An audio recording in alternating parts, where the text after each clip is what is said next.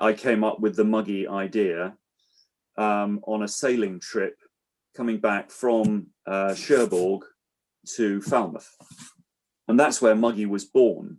And Tony, the owner, was down in the boat. He's an old army friend of mine, because we were both in the military a long time ago. He was trying to make 4 cups of tea in the sink. And this huge squall blew up, and the boat was all over the place. Nothing to do with my steering, of course. And the handles of the mugs all got smashed off against the side of the sink, which is where he put the mugs to sort of keep them safe, to try and get some water into them. And he just yelled up through the hatch of the boat. I won't use the exact terminology, but he said, "Trotsky," which is my sailing nickname, "sort my flipping mugs out." This was the problem, whether it was thrown in front of me. And so I had to come up with a solution. And this is one of the very early Muggies, which was made out of foam rubber. Kind of made it when I got home, on the Sunday night, whatever it was, because it was just buzzing around in my head. I've got to solve this issue. And the eureka moment, I suppose, was the handle holder element.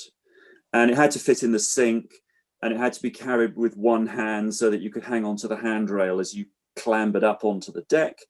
And then once you were up on the deck, you didn't want your teas to fly into the sea. So they had to stick to the deck somewhere.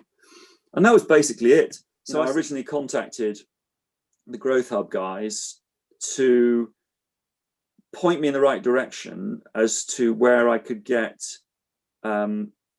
some free, which is always a good word as far as I'm concerned, being a Scotsman with very deep sporran and short arms, free online, ideally face-to-face, coaching and information that I can then put into use into my own business. If you're so engrossed within your business every day, it would be, and I'm realizing it more as I get older, really good to have someone like Growth Hub to come in and say, "Hang on a minute, David, have you thought about what you're doing on this?